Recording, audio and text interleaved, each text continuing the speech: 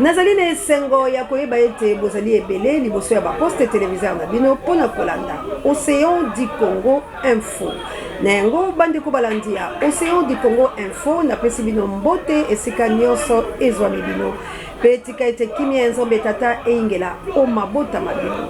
Toko fungola basango ya mokolo malelo na mayematali insécurité na este la biso pe tokolobela lisikulu ya tata mokonzi mwa ekolo oyo asengaki bongo vigilance na bakongomani pe tokolobela mayematali maponami pamba te ekondongola baparti politiko pe tokolobela nyonso oyo ezali kosala po ete makambo na Congo etambola malamu te kasi manso matikali bokolanda yango na bolai wa basa matondo na bino banso ndenge na lobaki tokota na lombango na mayematali insécurité na este de la République démocratique du Congo na banzi ete bandeko na ngai cause ya insécurité biso banso toyebi yango Shadrach Makudinga soki akozala nanga liloba moko fungoela biso nini bazali koleka kuna na este ya République démocratique du Congo.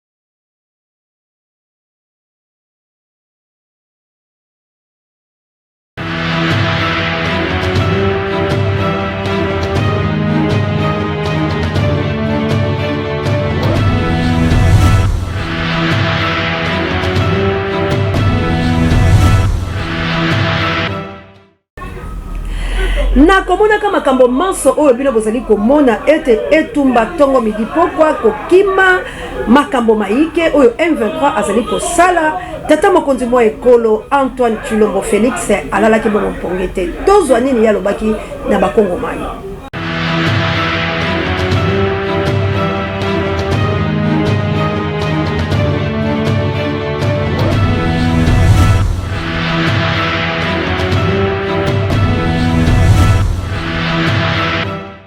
Mokili mobimba eyebi ke Rwanda mutuaza na sima. Alors biso tozali ko continuer ko exiger cesser le feu na retrait sans condition. M23 on a d'ailleurs pour na biso ba komi ba terroriste na koki kozala ta na sentiment te. Tango baza kosakana na mboka na ngai na bana mboka ba compatriote na ngai na kotia sentiment soki mokete.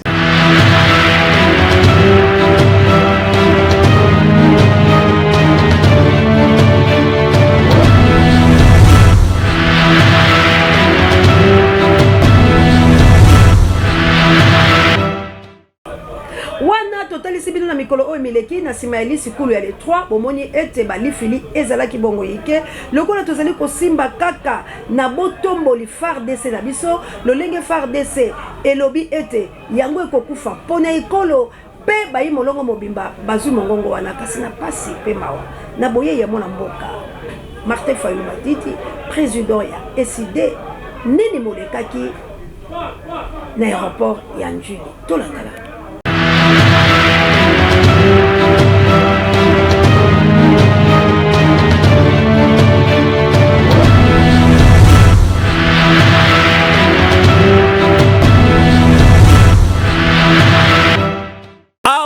avoir kozala bongo na mboka ya bapaya mwana mboka Martin Fayulu Madidi oyo azali bongo président ya parti politique SID boyeba ke mokuna dimanche 13 octobre et mokuna dimanche 13 novembre ne ezalaki bongo arrivé na ye awa na République démocratique du Congo kasi population batikalaki nsima te bazalaki wana mpona koyamba président na bango mwana mboka Martin Fayulu Madidi boyeba lisusu ke oyo epesi pasi pe mawa police ezalaki wana mpona kotia mwa sécurité po mwana mboka akita na kimia pe akende na kimia kasi oyo epesi biso pasi ezali nini ba police misusu oyo bazalaki wana bakomaki na bango kobeta population kobota la population biloko boye eza kitoko te tango bokite tango batiaki bino po wana ezali mne pona koluka kimia ezala entre bandeko na biso ya politique pe na ba population misusu o bazalaki ba passager bakwei na victime ya pamba ya kobetama kasi mupanzi mususu aleke non ndenge boyambaki ebongo ezalaki nde kitoko epesi penda bien po kimia ezala awa na République démocratique du Congo na yango tokosenga na bakonzi ya mboka boye kasi pona kotala malamu tangu muto zali kokita boye to population zali awa bolukaka sécurité ezala vraiment makasi po biloko ya batu ebeba te batu bazoka te batu bakufa te ndenge makambo lekaki awa mokolo dimanche ni eloko muto bebi ni butu pe akufi boende ezalaka kitoko biso tolobi na Océan du Congo info tokoloba kaka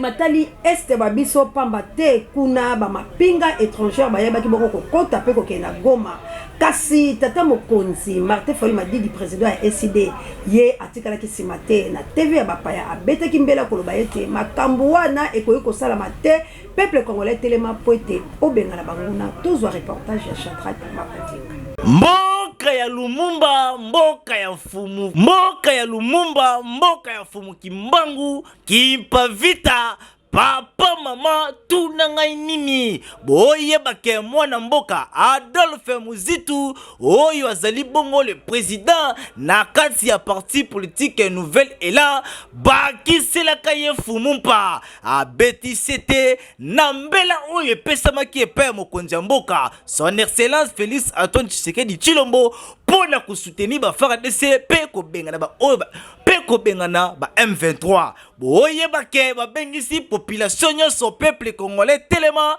pona makambo oyo etali marche ya le 17 novembre oyo awa na République démocratique du Congo etani mobimba ifale babima pona mokwana ya République démocratique du Congo boyeba ke babengisi bino mwana mboka telema pona kosoutenir ba FARDC na biso babunda malamu pe kobenga na ba oyo nyonso bazali kotia kimia te awa na République démocratique du Congo si ba pesi mbela mokolo 17 oyo ezali nde pesa mbwa lobi te oyo makambu na ngai te point de départ ezali ne bongo awa na commune ya Ngaba précisément na Kianza pona kokita ti kino na ambassade ya Rwanda pe Burundi pona kokita ti kuna na ambassade ya Rwanda Burundi pe Uganda balobi ne kuna nde vulusi pesa mbwa loba te oyo makambu na ngai te po de grandes populations wamona kuna ata match ya Barça kosa poto koya kwa bambinzo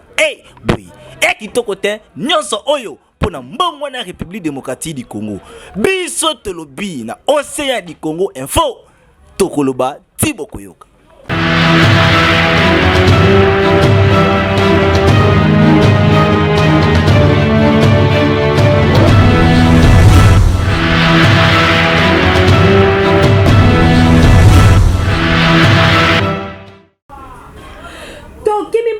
matali este babiso pamba te kuna ba mapinga étrangère bayeba ki boko kokota pe kokena Goma kasi tata mokonzi Martin Fayulu Madidi président ya SID ye atikala ki simate na TV ya bapaya abeta ki mbela koloba ete makambo wana ekoyi kosalama te peuple congolais telema poete obenga na banguna tozwa reportage ya Shadrack Mapatinga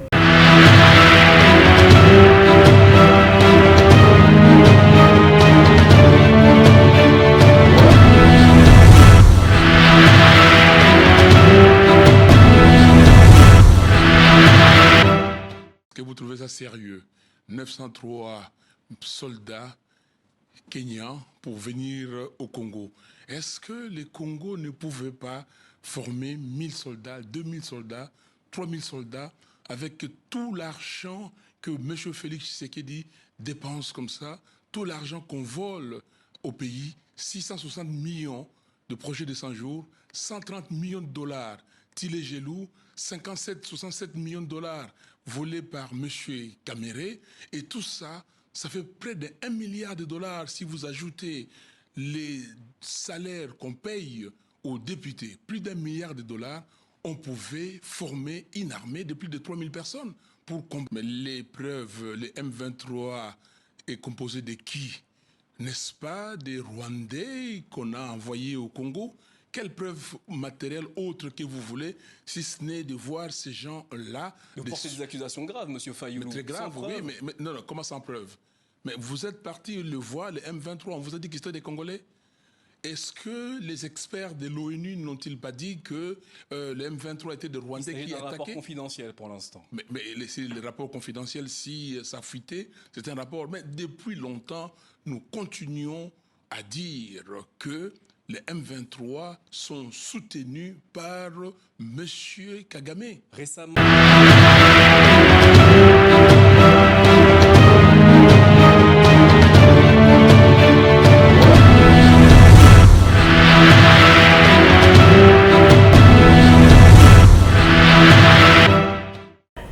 kasi bamapinga pe bango balalaki pongi te batelemaki pe kobengisa bapanzisango nyonso mpona kopesa bongo ya bango message wana bolanda Shadrach Makudinga na reportage pe na micro ya Océan du Congo TV.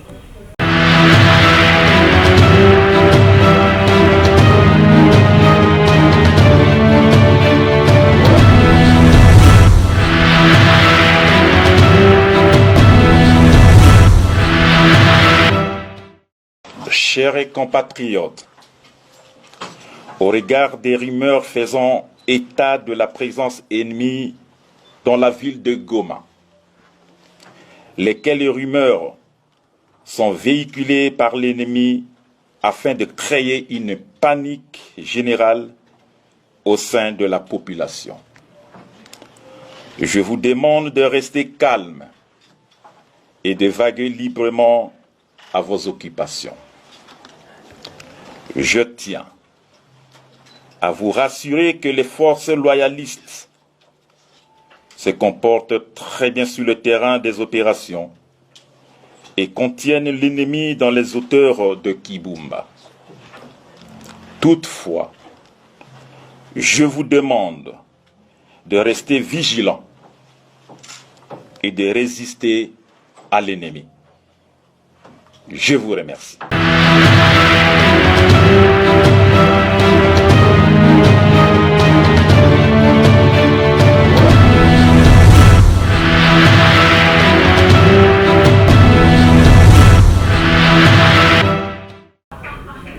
Merci encore une fois. Wana nyonso zena bokasi ya Shadrach Makudinga pe bokoyoka bango kolobana micro ya Océan du Congo Info. Bandeko lelo na banzi soki nzambe ya lengi. Bandeko ya SID na mokambi ya bango mwana mboka Martin Fayulu Madidi bakozala bongo la conférence kotalisa na peuple congolais nini parti na bango ekosala na mikolo mizali koya pamba te boyebi ete bango bakendaki bongo congrès esalamaki bongo la kisangani na basanza oyo eleki babimisaki bongo candidat na bango ezali bongo mwana mboka Martin Fayulu Madidi yende akokita na bongo kozala na kopesa mongoloto na mayematali kozala tata mokonzi mwa ekolo ya République démocratique du Congo po boyebi ete na 2018 basanganaki bongo la lamuka ye pe azalaki candidat na bango unique pe mbala oyo na SID baponi bobele candidat na bango mwana mboka Martin Fayulu Madidi.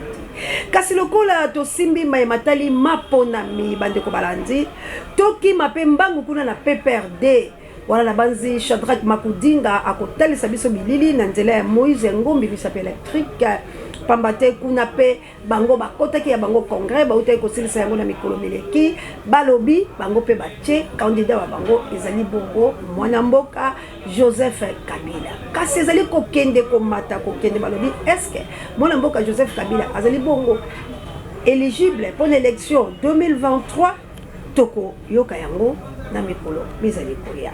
Kasi kaka na maimatali maponami bato balali te tomoni pe kuna les amis d'Alexis Longo bango pe batelemi balobi oya bango mokitani na kotia mongoloto na députation ezali bongo mwana mboka Alexis Longo azali kotambola bongo ye moko te plutôt na les amis na ye azali pe na mopanzi sango o azali bongo pembe na bango lokola attaché de presse ya les amis d'Alexis Longo ezali bongo mama Juliana mwasi ya mbiji oyo bozali bongo komona ye na bilili vraiment toyebite nini ekoleka na maponami ya 2023 mais soki tokimi mbango na kotala ete na kati ya mboka na biso guerre mozali Shadrach Makotinga simba yenda tokende est-ce que maponami ekozala to ekozala te tolanda.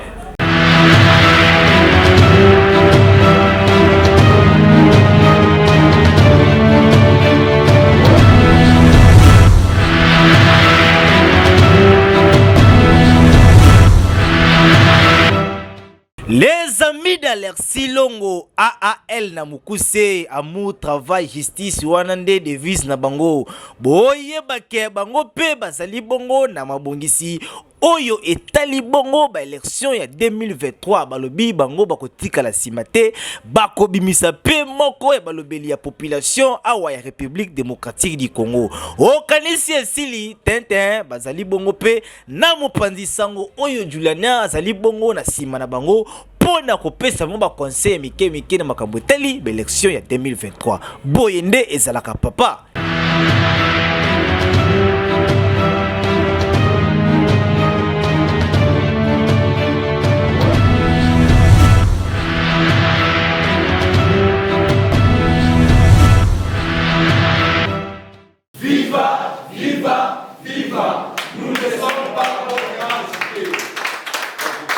Union pour sauver Mokali. Boye bake basalaki mobange na réunion ya stratégie pona koyeba ndenge nini ya sauver Mokali to commune ya Kimbanteke ezala développer.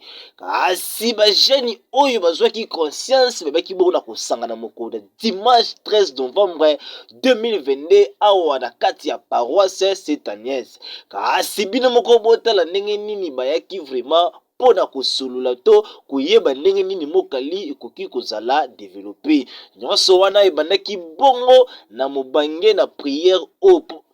Nyonso wana ebandaki bongo na prière kaka ndenge ezalaka nyonso kotika na maboko ya Nzambe. Kasi na déroulement na yango bayebaki bongo na ko se présenter moko na moko soki ozali nani outi na komi nini to ozali mwana ya Mokali.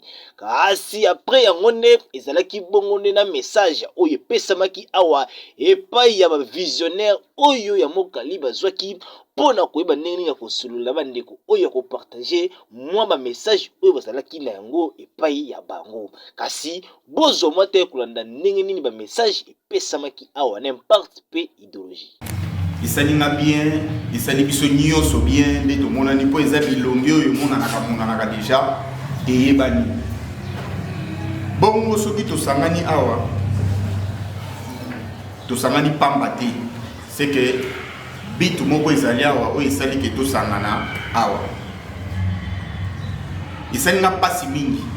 La plupart ya bato bao se présenter, je pense que bino mo boyoki ezaka ke ngana za place boye avenue boye communautaire. Donc c'est-à-dire à un certain moment na réfléchir que to ki mandé tozo ki mamilé na biso. Kasi na sibe ma message bazanga ki na bango ba question te ba participant ya kati ya réunion wana bazanga ki na bango mituna te boka ndenge ba répondaki pe na mituna oyo ituna maki awa.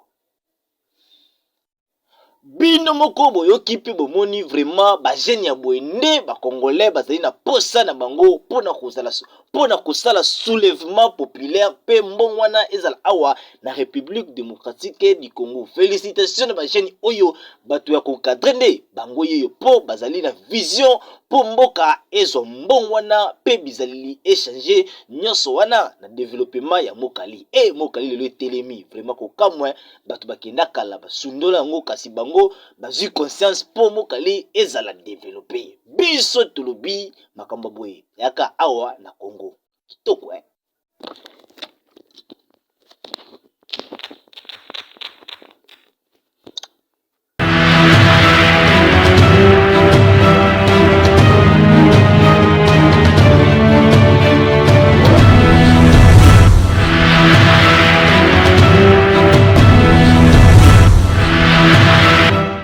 Bamako, c'est le biso reportage ya Matali Bosoto na kati ya République démocratique du Congo.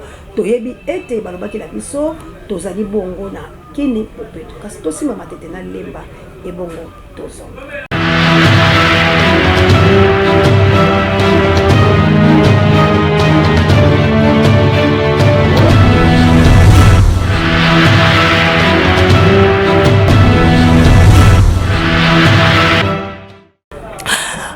Tozali na commune ya Matete bino mokobo tala Bosoto oyo ezali awa vraiment ezali kopesa kitoko te image ya Congo ezokende mabe kini mopeto obobela kini mopeto toyebaka te esuka kaka ba commune mususu to ekendaka pe ba commune mususu pe ndesi tomoni awa Matete boye vraiment soki mvula muke noki awa papa mama ndimela biso awa nde milelo na milelo banda ku degré ezidaka poto moya ko tshali kolokutu ezalaka te degré ya salité ezalaka awa ondimila biso papa bokitana no mba nkoto na Matete pona kozwa solution yango kasi kamera ya magazine Océan du Congo Info balala kite bakitaki kuna pe na commune ya Lemba batala lolenge oyo Lemba pe ezali kubeba bakonza mboka boza wapi bino moko botala to na Lembe vraiment mvule noki ya mukie mai sili kasi basu tukaboye degré ya mai oye bimeli bisike wuti e banite epesi inondation bino moko botala bwa basi ona kata mai acheli kolo mukie boye apusa na boye ma akoya kozinda vraiment ezali kitoko te image ya Congo izo beba bakonza mboka papa Bukumesa Lemba kitana nukoto yo otala pe ba veyi na yo koto po yo ka bureau musali ya bureau te ya pe na terrain po ba degré ya nzela nini okobongisa biso tolobi ti bokoyoka.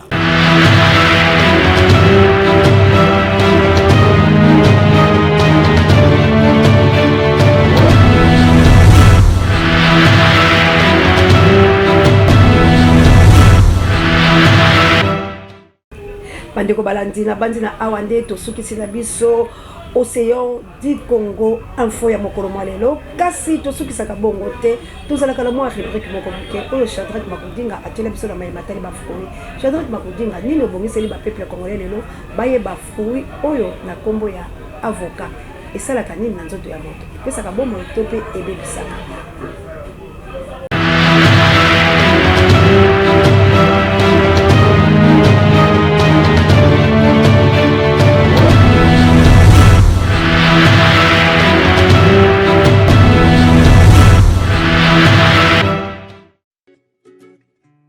L'avocat. Aujourd'hui, nous faisons plus ample connaissance avec l'avocat. Oui, ce délicieux fruit de couleur parfois verte ou violette qu'on retrouve partout sur nos marchés. Bien qu'il soit en fin de saison, c'est toujours un plaisir de le retrouver dans nos assiettes. Quels sont les avantages de ce fruit pour notre santé? L'avocat. Ce fruit originaire du Mexique est plutôt riche en matières grasses, mais il compte de nombreux bienfaits pour notre santé. Voici quelques bonnes raisons de l'inviter dans notre assiette. Si votre digestion est parfois un peu compliquée, mangez souvent de l'avocat. Un avocat contient en effet en moyenne 7% de fibres, ce qui facilite le transit intestinal. Outre ses vertus digestives, l'avocat a une autre qualité.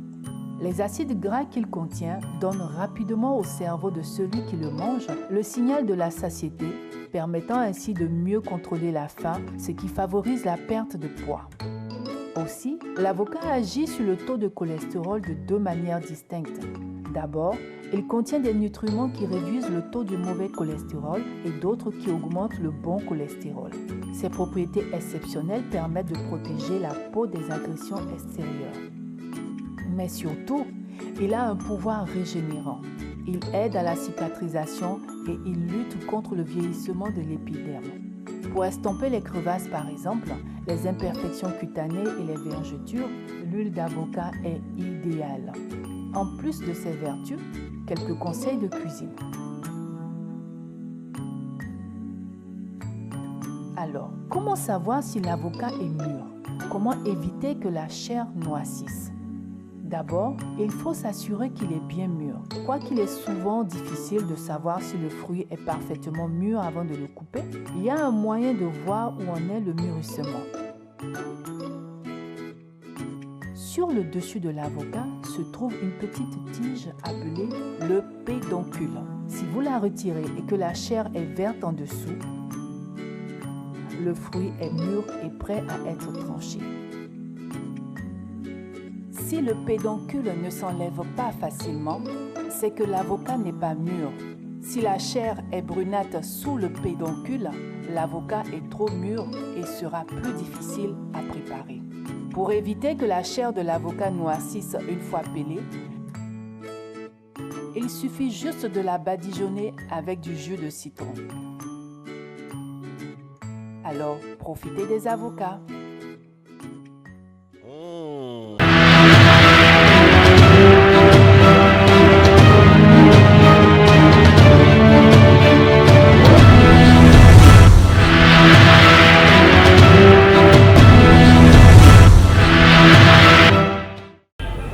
na wana na banzi bolandi fruit avocat kasi mona mboka Shadrack Makudinga atikalaki bongo te abakisi maye oyo ba peuple congolais ba ko ba question du jour on a rubrique la biso ba peuple congolais pona nini tolobaka to teka mboka evongo to kabola mbongo pourquoi maloba wana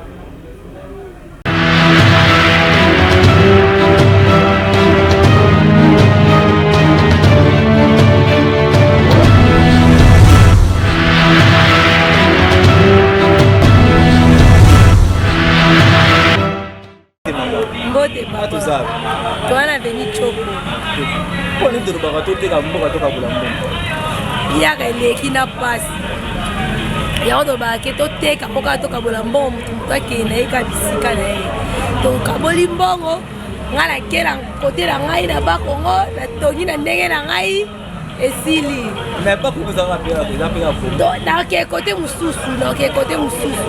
Na yo tek to teki ngazi mwa parti na ngai ke kote mususu sa ba makamu na ngai. Pour passer les nzala komo ba père boto koka chaque jour quiz aussi matin. Super. Bonjour. Poni ndo bakato teka mboka toka bulambo. Bon. Eza pona ba misusu balobango me ngana na lobango te ba mingi balobango me ngai eloko wana kotika lobango te balobango pona nini kasi balobango pona pasi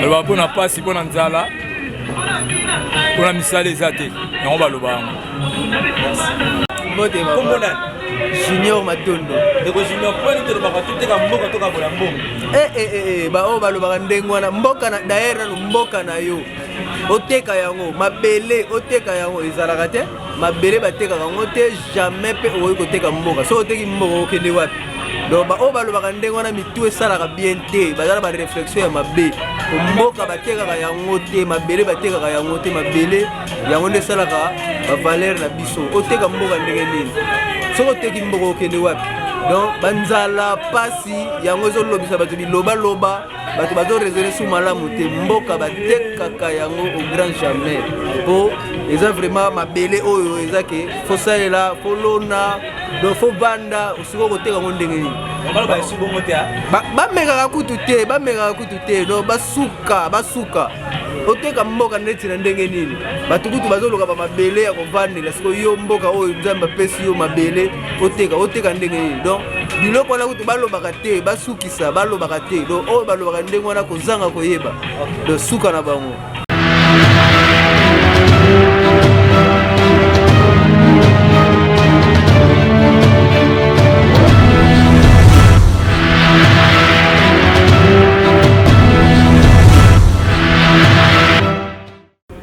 na banzela awa nde totieli tono na biso na Océan du Congo info ya mokolo lelo.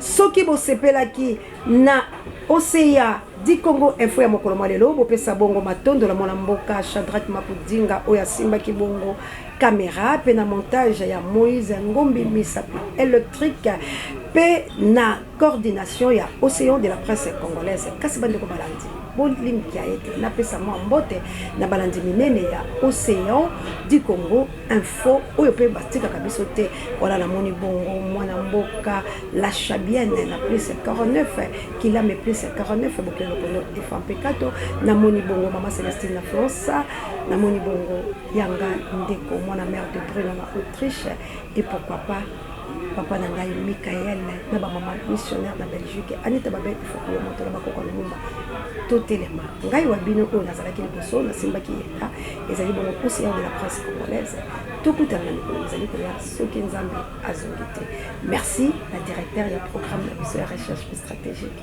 o ezali bongo Papu Jay pesa mama ko disparaître